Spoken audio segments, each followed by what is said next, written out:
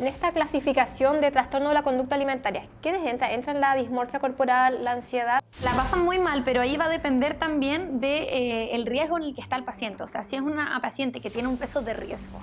Eso es súper importante porque muchas veces la familia se niega a, no, mi hija está bien, no, si mi hija no tiene ese problema.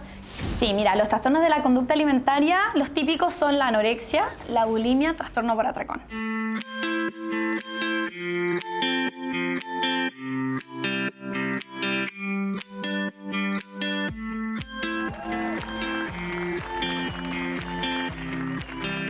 Hola, bienvenido al segundo capítulo del podcast La Nutri de las Kids. Este capítulo va a estar bastante interesante, pero antes que todo les quiero dar las gracias a mi audiencia por el primer capítulo que nos fue súper bien, así que muchas gracias. Y este capítulo, como les comentaba, es un poquito más delicado, más sensible, porque vamos a hablar sobre los trastornos de la conducta alimentaria. Y se llama Sanando el alma, la mente antes que el cuerpo. Y estamos con una invitada especial que nos recomendaron por las redes sociales, así que le damos la bienvenida a Valentina Rigotti, especialista en trastorno de la conducta alimentaria. Ella es psicóloga. Hola Valentina. Hola Silvia, ¿cómo estás? Muy bien. Por la invitación. Gracias por estar acá. Muchas gracias a ti, gracias a todos los que me recomendaron también. Estoy muy feliz de estar acá. Cuando la Siria me habló, yo al tiro le dije que sí, porque siento que estas instancias, estos momentos son ideales para poder comunicar y para que la gente al final se dé cuenta de que estos trastornos están muy presentes hoy en día. Son muy comunes. Muy comunes y que hay muchas maneras de hacerse cargo y mucho mejor si es que lo hacemos de una manera precoz y no retardada, ¿cierto? Así que, bueno, les voy a contar un poquitito de mí. Sí, queremos conocer más de Valentina como profesional en tu área. Bueno, yo estudié psicología, siempre desde que entré a estudiar la carrera me gustó el área clínica, pero en la medida que empecé a estudiar, lo que me enseñaba en la universidad como que no me gustaba, no me hacía sentido y me empecé como a alejar un poco de eso. Y cuando el último año de la universidad abrí una pastelería. Ah, mira. Abrí una pastelería, cafetería y bueno, ahí estuve como 2 años hasta que al final la cerré porque era mucha pega y dije ya voy a retomar mi carrera. Al final tenía ahí mi cartón, ¿cierto? Dije lo voy a retomar y voy a empezar a hacer cursos especializados en esto que a mí me gustaba, que siempre había sido el tema de los trastornos de la conducta alimentaria. ¿Por qué este tema me gustaba a mí? Porque yo a los 15 años me fui de intercambio, ¿ya? Yo siempre fui una chica delgada que comía y nunca fue tema para ella el peso ni la comida, nada. De hecho, me comí unas cosas que yo hoy día las miro y yo digo, ¿cómo? De conciencia y que también, o sea, yo ahora me las como y me caerían pésimo al estómago. Hacía unas mezclas y mi familia siempre se acuerda de mí, las mezclas que hacía. Y bueno, me fui a intercambio, allá obviamente empecé a comer mucho más, los horarios de comida eran muy diferentes, ellos no tenían almuerzos como nosotros los tenemos acá. No sé si les dije que me había ido a Dinamarca, ¿sí? No. Bueno, me fui 1 año a Dinamarca, entonces allá era todo muy diferente. Y la comida principal era la cena. Entonces, ¿qué pasaba? Yo tomaba mi desayuno, almorzaba como almorzamos acá, comía, quería probarlo todo y después cenaba una gran cena. Y esto fue aumentando y a medida que eso fue aumentando también mi peso. Hasta que ahí viste un cambio. Sí, pues ahí vi un cambio que nunca había sido tema para mí. Igual yo me fui a los 15, entonces justo nada. Como la adolescencia. Exacto, uno se empieza a desarrollar. Entonces ahí yo en algún momento me miré al espejo y dije, ¿qué está pasando? Ya no me cabía la ropa que yo me había llevado. Entonces decidí empezar a hacer deporte, empezar a cuidarte. A cuidarme, pero en ese cuidarme hay una línea súper delgada en la que hay que tener mucho cuidado, ¿cierto? Entonces en ese cuidarme empecé a eliminar alimentos, empecé a hacer como mucho... obsesionarte con el a tema de la obsesionarme alimentación. mucho, a hacer mucho ejercicio excesivo, a comer cada vez menos, a pasar muchas horas sin comer. Hasta que llegué, ahí como nadie tenía control sobre mí, porque yo era una chica ahí de intercambio, era fácil para mí. Pero cuando volví a Chile, cuando volví aquí a mi país, se me hizo súper difícil porque obviamente mi familia es una familia que le encanta comer y que estaba mucho más pendiente y yo empecé a ponerme muy irritable, volví al colegio, me empecé a alejar mucho y ahí me fui como un poco al otro extremo. Empecé a comer como grandes cantidades. O sea, empezaste a generar como un trastorno de la conducta alimentaria. Exacto. Y me fui como al otro extremo y yo podría decir que en algún momento tuve atracones. Y empecé de a poco solita a darme cuenta que esto no estaba bien, pedí ayuda, le pedí a mis papás que me llevaran al psicólogo, igual no duré mucho porque no era una psicóloga especializada en el tema. Es importante, por lo mismo invitamos a Valentina porque ella está especializada en esta área. Exacto, así que esa es mi historia en realidad. Después yo entré a estudiar mi carrera y de a poco fui sanándome y hoy en día ya tengo una muy buena relación con la comida y trato de siempre generar balance, que eso al final es lo importante. Lo importante, o sea, yo como nutricionista he visto lo que más difícil es que las personas tengan una buena relación con la comida. Exacto.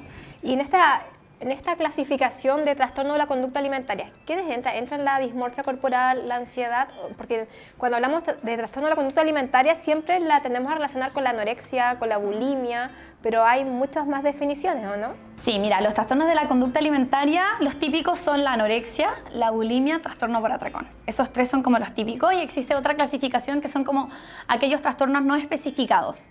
¿Ya? ¿A qué me refiero con esto? Es que son aquellos trastornos que no cumplen con los criterios diagnósticos para entrar en una anorexia, en una bulimia o en un trastorno por atracón. Respecto a la dismorfia que tú me mencionabas, ¿cierto? La dismorfia no se considera un trastorno como atracón, pero sí es una comorbilidad con los otros trastornos. Con comorbilidad me refiero a que está presente en la anorexia, en la bulimia, en el trastorno por atracón. Y también me hablaste de la ansiedad, ¿cierto? La ansiedad, que es lo que veo muchos, mis pacientes me dicen, sí, algún alimento para quitar la ansiedad, algún alimento. Bueno, eso no existe. La ansiedad es como tal, hay gente que se le presenta a través de la comida, otras personas que todo lo contrario, se les quita el apetito, personas que por ansiedad terminan haciendo otras cosas, se rompen las uñas, se muerden, ¿cierto? Entonces la ansiedad es un trastorno como tal, separado, pero que también tiene mucha comorbilidad con los trastornos de la conducta alimentaria, sobre todo con aquellos trastornos que suelen comer más cantidad de comida, como vendría siendo un trastorno por atracón o una bulimia. Bulimia, sí, eso genera como el exceso. Exacto. ¿Y cómo podemos identificar pequeños síntomas que tú digas, esta podría ser una posible paciente o esta persona podría generar trastorno de la conducta alimentaria? ¿Hay algo que tú puedas identificar como en paciente? Sí, o sea, cuando llegan a mi paciente yo tengo que empezar al final a hacer como este checklist del criterio diagnóstico. Con esto, criterio diagnóstico me refiero a que nosotros los psicólogos tenemos como nuestra Biblia, por así decirlo. Es un librito donde aparecen todos los criterios que debe tener las distintas personas para tener o no un trastorno, que puede ser trastorno de ansiedad, bulimia, anorexia, depresión, el que sea, ¿ya? Entonces, me estabas preguntando sobre si es que existe algún síntoma que tú digas, esta paciente puede generar, quizás no lo tenga como diagnóstico, pero puede ser vulnerable a generar un trastorno de la conducta alimentaria. Perfecto. Bueno, en la base de todos los trastornos de la conducta alimentaria existe esta preocupación excesiva por la figura y el peso. Esa es como la base de cualquier trastorno, ¿ya? Todos ellos parten siempre con una dieta. Una dieta la cual al comienzo nosotros tenemos control, pero en algún momento la dieta empieza a controlarnos más a nosotros que nosotros mismos a la comida, por así decirlo, ¿cierto? Necesitamos 3 criterios para poder desarrollar un trastorno de la conducta alimentaria. ¿Y por qué digo esto? Porque al final, si fuera así, como por una dieta, todas las personas que realizan dieta desarrollarían un trastorno de la conducta alimentaria. Pero hay un límite. Exacto. No es así, ¿por qué? Porque aparte de la dieta, ¿cierto? Tiene que existir el factor genético, que es como este factor biológico. Hay un factor genético. Hay un factor genético, ¿ya? Se puede adquirir a través de la genética, o sea, si mi madre, mi abuela, mi tía tiene algún trastorno de la conducta alimentaria, es probable que yo también lo desarrolle porque tengo esta parte genética. Oye, qué interesante ese punto, porque yo como nutricionista no tenía idea que había un factor genético. Exacto, o sea, el factor genético no es como, mi mamá lo tiene, entonces yo también lo voy a tener. No, porque tiene que existir otros criterios que son, por un lado, el tema de la personalidad, ya una persona muy obsesiva, muy autoexigente, muy rígida con ella misma, es muy probable que lo desarrolle porque se obsesiona mucho, ¿cierto? O también, por el otro lado, una persona muy ansiosa puede llegar a desarrollar una bulimia o un trastorno por atracón, ¿cierto? Que es como el otro extremo de los trastornos. Y el otro ámbito súper importante es lo social.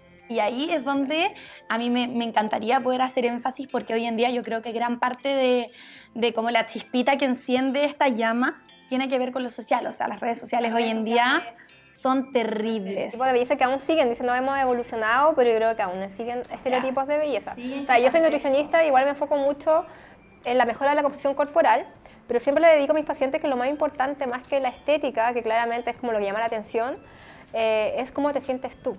Exacto, pero es súper difícil hacerle ver eso a una niña adolescente, por ejemplo, ¿cierto? Que está todavía recién en crecimiento.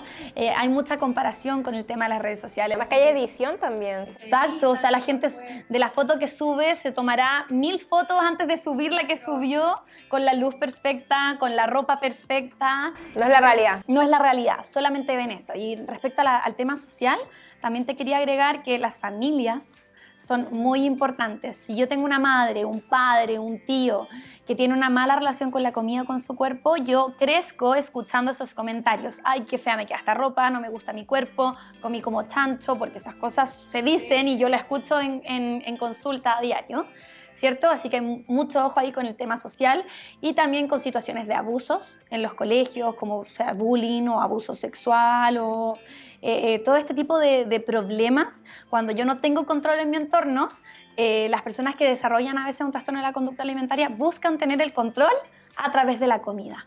También familias disfuncionales. También puede ser como un llamado de atención, como Exacto. necesito que... Exacto, o también yo he tenido pacientes que han vivido abusos sexuales y una manera de desaparecer, por así decirlo, es Bajando de peso. bajando de peso, porque tu cuerpo ocupa menos espacio en el mundo, entonces te ves menos. Entonces puede ser patología, o sea, una patología que se genera por multifactores. O sea, multifactores. Por eso es que no todo el mundo que hace una dieta desarrolla un TCA y quizás hay personas que nunca hicieron una dieta o que crecieron en un entorno súper sano, pero sí lo desarrollan, porque son muchos los factores que influyen. ¿Qué influye?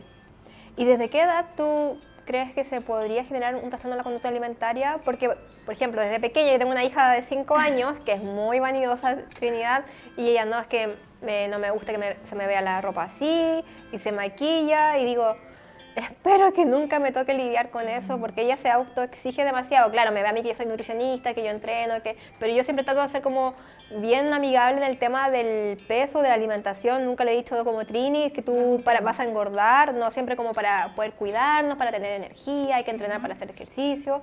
Pero yo veo que ya desde pequeña ella se autoexige demasiado, entonces digo, no sé si eso más adelante podrá traer problemas, hay una edad o eso ya es normal en esa edad. Mira, hoy en día yo creo que los trastornos de la conducta alimentaria cada vez comienzan desde edades mucho más tempranas. Desde los 10 años ya hay niñas desarrollando trastornos de la conducta alimentaria. A los 5, como es el ejemplo de tu hija, ¿cierto? Es difícil porque es muy chiquitita, es una cosa quizás de vanidosa porque ve a la mamá, ¿cierto? Quizás se desarrolla en un ambiente donde es normal preocuparse de la ropa, etc. Pero ya cuando uno empieza a separarse de la madre y uno empieza a formar como una persona en el mundo diferente a la madre, ¿cierto? Porque yo creo que tu hija todavía chiquitita todavía te pregunta, mamá, ¿cómo me queda? ¿Cierto? Y confía en lo que tú le dices fielmente. Pero hay algún momento que uno empieza a crecer y uno ya... Toma sus decisiones. Exacto, y ya no escucha mucho a la mamá, ¿cierto? Uno ya no pesca, entonces ahí es cuando uno empieza ya a compararse con los pares, ¿cierto? O con las compañeras, o las mismas compañeras empiezan a hacer comentarios. O no sé, por ejemplo, el otro día me tocaba una paciente que me decía, yo le preguntaba, pero ¿cuándo crees tú que comenzó tu preocupación por la figura, por el peso y todo? Y ella me decía que de pequeña iba a la casa de una compañera que tenía hermanas mayores. Y estas hermanas mayores siempre hacían comentarios respecto al físico, respecto a lo que comían, a lo que no comían. Y ahí ella, por primera vez, empezó a decir, oye, o sea, esto es algo de lo que hay que preocuparse. Ellas son mayores y las veía obviamente como las hermanas mayores y uno las ve como inspiración, ¿cierto? Entonces decía, oye, si ellas se preocupan por eso, yo también debería hacerlo.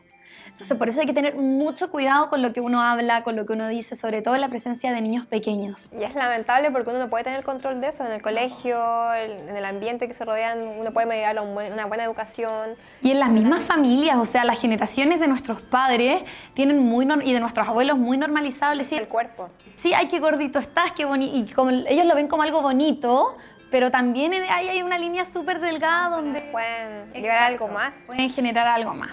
Y respecto a los trastornos, obviamente, de la conducta alimentaria, ¿es verdad que se pueden rehabilitar, como se dicen? Porque muchas veces he escuchado que después de 5 años vuelven a recaer. Tú ves que está súper estable, pero vuelve a pasó algo, no sé, un duelo o el término de una relación y vuelven a la anorexia o a la bulimia. Ok, mira, los trastornos de la conducta alimentaria no son un trastorno fácil de tratar. De hecho, hoy en día es uno de los trastornos mentales con la mayor tasa de mortalidad, ¿ya? Porque son difíciles porque para poder tratarlos se necesita de todo un equipo multidisciplinario, ¿ya? Entonces, Es un trastorno difícil de tratar, sí, pero se puede, ¿ya? Se puede. Súper importante el entorno en el que uno se desarrolla, un entorno de contención, de apoyo. Y eso es súper importante porque muchas veces la familia se niega a, no, mi hija está bien, ¿no? Si mi hija no tiene ese problema. Quizás los profesores a veces le llaman la atención, oye, sabes que está vomitando en el baño, o las amigas le informan a los padres, y los padres se niegan. Y me ha pasado con pacientes que me dejan la responsabilidad a mí, porque yo soy la nutricionista, que tengo que encargarme de que ella vuelva a comer. Exacto, es que bueno, yo creo que es los trastornos mentales en general son vergonzosos, o sea, la gente no le gusta andar hablando y no anda diciendo, oye, yo tengo anorexia, tengo bulimia. Es diferente a decir otro tipo, no sé, tengo hipertensión, te estoy dando un ejemplo, que también es una enfermedad, ¿cierto? Están como muy mal vistos. Entonces son súper delicados de tratar porque es todo como tabú, todo no se dice, no se menciona y eso es lo peor. Lo peor que existe porque para poder salir adelante uno tiene que mencionarlo, porque al decir yo tengo anorexia, me estoy haciendo cargo, o sea, es una realidad, parte por ser una realidad de la cual yo recién ahí me puedo hacer cargo. O sea, si yo no lo menciono, yo no se lo cuento a nadie, es como si no existiera. Como si no existiera. Exacto. ¿Y cuánto pasa entre ese proceso que tú, obviamente por tu ojo clínico, puedes determinar que una paciente sufre, por ejemplo, de anorexia, pero ella se niega al diagnóstico? ¿Cuánto tiempo pasa? ¿Se puede lograr eso? Ya, eso va a depender de cada paciente y también, mencionando la pregunta anterior, las comorbilidades que tiene. O sea, si yo tengo una paciente que además de tener la anorexia, la bulimia, ¿cierto? Tiene ansiedad, tiene depresión, que es muy probable, ¿cierto? O tiene la dismorfia corporal, o tiene alguna otra comorbilidad, ahí es mucho más difícil hacerse cargo. ¿Por qué? Porque están todos estos otros temas que no permiten que el paciente haga su tratamiento como corresponde. Por eso ahí es súper importante la derivación a todo el equipo multidisciplinario. Sí. ¿Qué profesionales son esenciales para la rehabilitación de un paciente? ¿Se dice rehabilitación o no? Sí, rehabilitación o el tratamiento, la terapia. La terapia para un paciente con trastorno de la conducta alimentaria. Bueno, el equipo multidisciplinario ideal vendría siendo obviamente la nutricionista, de hecho es súper importante. Especialista. Especialista en trastornos de la conducta alimentaria. ¿Por qué? Porque hay que tener mucho cuidado con las cosas que uno dice y con las cosas que uno aconseja. O sea, yo no puedo decirle, oye, tienes que reducir los carbohidratos, en el caso, no sé, en realidad en cualquier trastorno de la conducta alimentaria. ¿Por qué? Porque ellos ya saben. De hecho, saben mejor que un nutricionista. Pero si son expertos, saben las calorías de cada una de las cosas que comen en el día, según los gramos. Entonces, esa información ellos ya la tienen. Ellos necesitan perderle el miedo a los alimentos confiando en una profesional que obviamente no va a querer que suban, porque siempre su mayor miedo es a subir mucho de peso. Y es a mí me ha tocado pacientes con trastorno, yo he derivado obviamente porque yo soy nutrideportiva, pero me pasaba eso que llegaban con el miedo a comer y sabían la alimentación, las calorías, ¿no? La galleta tiene 100 calorías, 200 calorías y sabían las calorías, todo. Exacto. Entonces es importante que sea un nutricionista especialista en trastorno de la conducta alimentaria. Sí, bueno, y además de la nutricionista, también súper importante la nutrióloga. ¿Ya? ¿Por qué? Porque ellos les hacen los exámenes y al final todo se trabaja en conjunto. Y también el psiquiatra, por esto mismo de las comorbilidades. Y aquí en el tema del psiquiatra, tú hace un tiempo me preguntaste sobre un medicamento. Si había inductores del apetito o trabajaban con fármacos, porque yo encuentro que ya si les cuesta como asumir un diagnóstico, va a ser muy difícil que lleven un tratamiento farmacológico. Sí, ¿no? Y sobre todo, o sea, como te decía, ellos son expertos en alimentos, entonces... En dejar las pastillas escondidas. Cualquier cosa que tú le des, ellos lo primero que van a hacer es meterse al celular y buscar cuáles son las consecuencias del peso y todo este medicamento. Entonces, por eso ahí la pega del psiquiatra también es difícil, porque tienen que meter un poquitito de esto, un poquitito de lo otro, cosa de... trabajo. Exacto, de que no vaya a generarle malestar y que no vaya sintiendo que va subiendo mucho de peso y que al mismo tiempo vaya pudiendo regular su ansiedad, su depresión o la comorbilidad que tenga.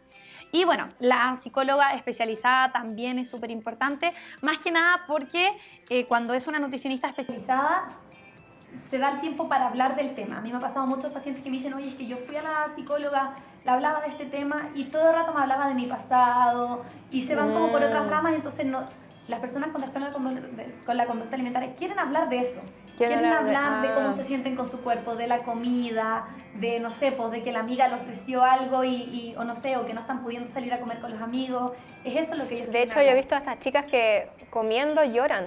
Exacto, ¿no? Porque los obligan a comer, quizás el entorno, la familia, y estoy comiendo y llorando, o sea, es como una tortura para ellos. La pasan muy mal, pero ahí va a depender también de, el riesgo en el que está el paciente. O sea, si es una paciente que tiene un peso de riesgo, ¿ya? Ahí obviamente la terapia en sí tiene que ser una terapia como de shock, por así decirlo, y muchas veces ahí se hacen internaciones o simplemente la madre se hace cargo las 24 horas del día o se le paga a alguien que pueda ayudar si es que la madre o el padre no pueden estar presentes, como una enfermera. Y eso igual es complejo porque no todos tienen los medios económicos para poder pagar una terapia, una rehabilitación, un psiquiatra igual tiene un alto costo. Y es por eso que se suele decir que es algo crónico, porque en realidad es muy difícil que una persona, no todos tienen los medios para poder tener todo este equipo multidisciplinario y que además es algo seguido, o sea, y el tiempo, un paciente de riesgo, con un peso de riesgo, la psicóloga lo ve 2 veces a la semana. Y a eso súmale una nutri que es una vez a la semana. Y más el psiquiatra, más los medicamentos, más la nutrióloga, que quizás esa ya no sé, es una vez al mes, pero son muchos profesionales muy caros porque la mayoría son, o sea, no independientes, sino particulares, ¿cierto? Son muy pocos los especialistas que trabajan en FONASA. Más porque es mucho trabajo. Es que yo creo que finalmente se quejan mucho a veces de los costos de los profesionales, pero es porque requiere mucho trabajo. O sea, mucho trabajo. Mucho trabajo, el tiempo, y además que, por ejemplo, la mamá que tenga una hija con trastorno de la conducta alimentaria tiene que estar disponible para ella. Si la mamá trabaja 8 horas, ¿en qué momento va a ver si su hija almorzó, si su hija no escondió la comida? O sea, hay que estar con ella mientras come. A las amigas, decirle a la pareja, y me pasó con una paciente que finalmente, en este caso no querían asumir que la hija tenía trastorno de conducta alimentaria, pero tenía que estar el pololo a cargo, las amigas. Y tampoco corresponde, porque al final la amiga deja de ser amiga, ya pasa como a cuidadora, el pololo también, entonces ahí las relaciones empiezan también a tener otros problemas. Y eso es como, respecto a los trastornos de la conducta alimentaria, es como el gran problema al final. El TCA, que es como la abreviación de los trastornos de la conducta alimentaria, son el síntoma del problema real, ¿ya? Al final esto es como el llamado de atención, por así decirlo, pero generalmente los problemas son otros, o sea, como te decía, hay abusos, hay disfunción en la familia, hay problemas de roles, entonces ahí todo eso es lo que también vamos trabajando en terapia. ¿Y la obesidad entra como un trastorno de la conducta alimentaria? No entra como un trastorno de la conducta alimentaria, no. Muchas veces se ha dicho que la obesidad es un trastorno de la conducta alimentaria. Mira, yo con todo lo que he leído, lo que he estudiado, porque eso es lo otro, o sea, uno como profesional para especializarse, uno invierte mucho en cursos, en diplomados, en magíster, entonces uno tiene que, por eso es caro, la gente considera que es caro ir donde un especialista. Pero no se especializa, invierte. Pero para especializarse tiene que dedicarle mucho tiempo y muchas lucas también. Y me estabas preguntando recién... Si la obesidad se considera un trastorno de la conducta alimentaria. Ya, no se considera como tal, pero como te decía, yo con todo lo que he estudiado me he dado cuenta que la obesidad tiene un trasfondo que es muy emocional. Entonces quizás no es un TCA como tal, pero sí tiene una base emocional importante de la cual hay que hacerse cargo. Porque yo tengo pacientes que se han operado con cirugía bariátrica, con galón gástrico, con un montón de cosas y llegan a mí, es que subí todo lo que bajé con la operación. Claro, porque nunca te hiciste cargo del problema, o sea, tapaste la herida con un parche, pero la herida sigue estando ahí. Vuelven a recaer en lo mismo. Y no sé si las personas que no tengan los medios económicos para poder asistir donde una psicóloga quizás o a un psiquiatra, ¿se podría hacer algo o es muy difícil? O sea, a mí me encantaría, pero hoy ¿No hay programas en Chile que manejen esa área? No, o sea, más que nada el CESFAM. La atención primaria. Atención primaria, pero ahí no hay especialistas tampoco, o sea, vas a ir a un psicólogo que te va a atender 30 minutos y que en los 30 minutos que lo vaya a alcanzar a saludar, a decir un par de cosas y vaya a tener hora quizás para cuándo. Entonces, por eso es un poco como devastador el hecho de los trastornos mentales, porque en Chile estamos años luz. La salud mental es carísima en Chile. Estamos años luz de lo que debería ser. Y no solo aquí, en muchos países. A mí me encantaría poder ayudar a las personas. Yo creo que más que nada escuchar podcasts es una buena idea para informarse. Hoy en día yo encuentro que igual hay mucha información. Ojo que hay que tener ojo con la información que hay en las redes. Profesionales, porque muchas veces invitan a coach de psicología, pero no son psicólogos. Exacto, o sea, fijarse, yo creo que si voy a empezar a seguir a alguien porque tengo un tema, el que sea, y quiero ayudarme de alguna manera, fijarme que tenga estudios en eso. Y que sean estudios en una buena universidad, que tenga... que no sea alguien que tuvo un trastorno y que está dando consejos porque sí, ¿cierto? Yo creo que eso es algo en lo que puede hacer la gente que quizás no tiene los medios. Quizás ir a un psicólogo, una nutricionista, esos son como los profesionales con los igual que... hay nutricionistas que tienen doctorado, por lo menos en mi área, que lo he visto mucho, que nutricionistas que generan trastorno de la conducta alimentaria, que creo que es... O sea, es muy común. Tú no sabes todos los pacientes que yo tengo Yo como nutri igual me desespero. de nutris de la región, que obviamente no voy a dar nombres, pero que me llegan y me dicen, oye, es que fui y me dieron una pauta y no sé, no la puedo seguir porque no puedo comer eso porque tienen un trastorno.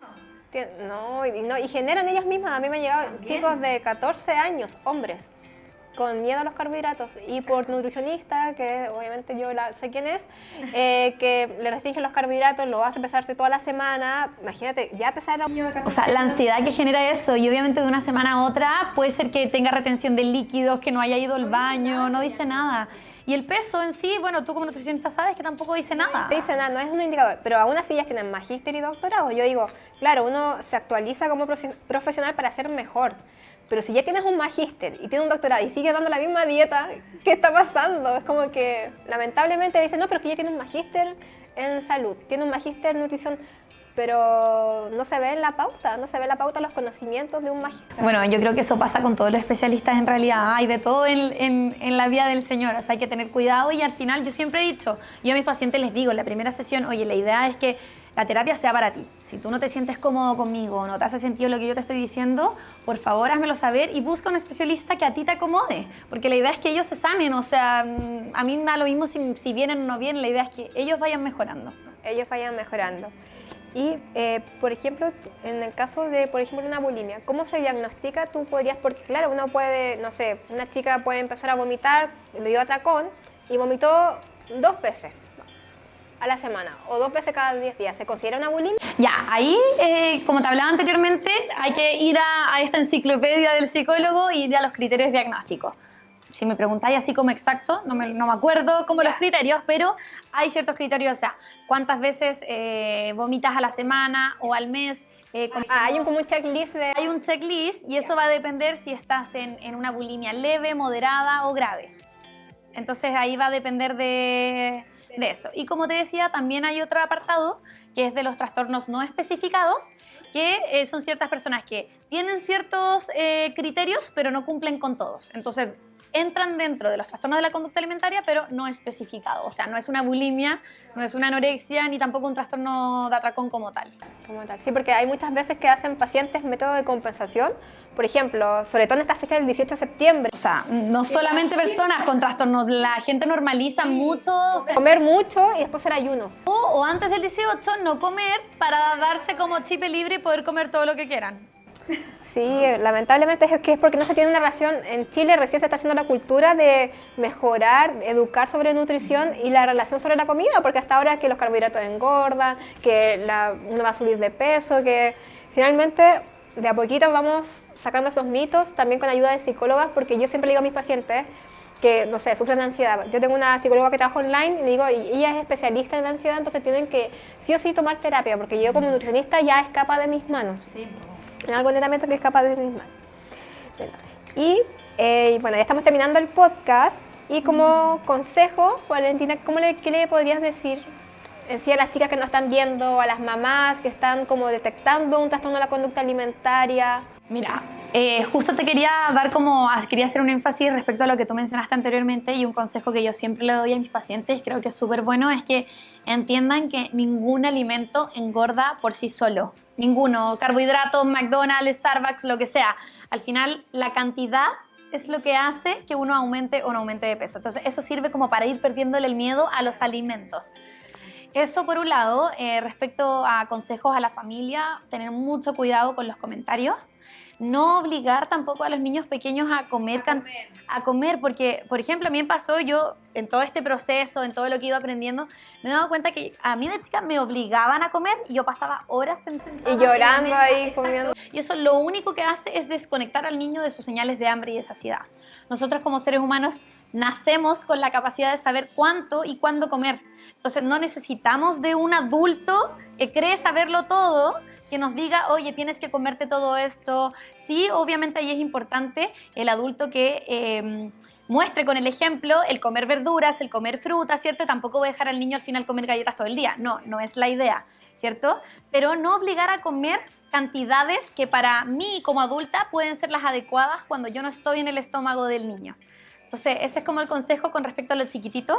También respecto a... Adolescentes, por ejemplo, que están en esta etapa que la mamá puede diagnosticar puede intuir un TCA, ¿qué es lo primero que tendría que hacer la mamá o el padre? Ok. O sea, irse en contra del adolescente es lo peor que pueden hacer. Como retarla, pero ¿por qué estás vomitando? Exacto, retarla, irlos a la guerra es lo peor porque ellas obviamente no la están pasando bien, necesitan contención, necesitan apoyo y necesitan que entiendan que ustedes están ahí para ellas, entonces, o para él, ¿cierto? Entonces que se acerquen de la mejor manera, que les digan que están viendo que hay cosas que no están bien, que la ven triste, la ven decaída, con frío muchas veces, irritable, que se ha alejado de sus pares. Muchas de las personas que desarrollan un TCA se alejan para evitar comer. Entonces, ay, mis amigas van a ir a un café, no voy a ir porque me evitó el café, me evitó la torta, ¿cierto? O la salida que sea. ¿Por qué no estás comiendo? Ay, si no vas a... O dicen, no, ya comí, llegan a la casa. También otra cosa súper importante, tener al menos una comida en el día familiar. O sea, todos los que viven en la casa, sentarse a comer, porque ese es un momento perfecto para yo darme cuenta de cómo se está alimentando mi familia al final, ¿cierto? Así que esos serían como consejos generales para poder detectar un TCA. Exacto. Y pedir ayuda al final. Pedir ayuda, o sea, si yo siento que no me la puedo, buscar un profesional y no obligar al niño a ir, sino que decirle que le puede ayudar, ¿cierto? Y también no sentirse culpable, porque yo creo que los padres, pucha, ¿qué hice mal?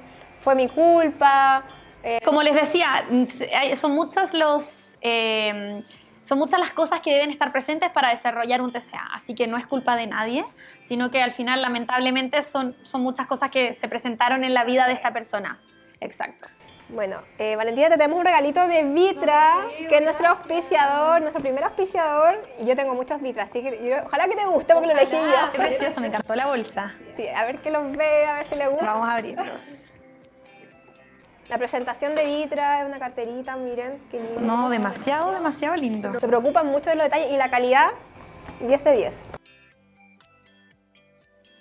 Estos son mis favoritos, es el modelo Classic. Ay, te quedan súper bien. Justo para el outfit de hoy. Me voy con los lentes puestos. Me encantaron, gracias. Ya, muchas gracias por venir. Muchas gracias. Y este fue el segundo capítulo, sanando el alma y la mente antes que el cuerpo. Espero que le haya gustado con Valentina, que es una profesional muy recomendada por ustedes en mis redes sociales. Y nos vemos en el tercer capítulo. No se lo pierdan. ¡Chao!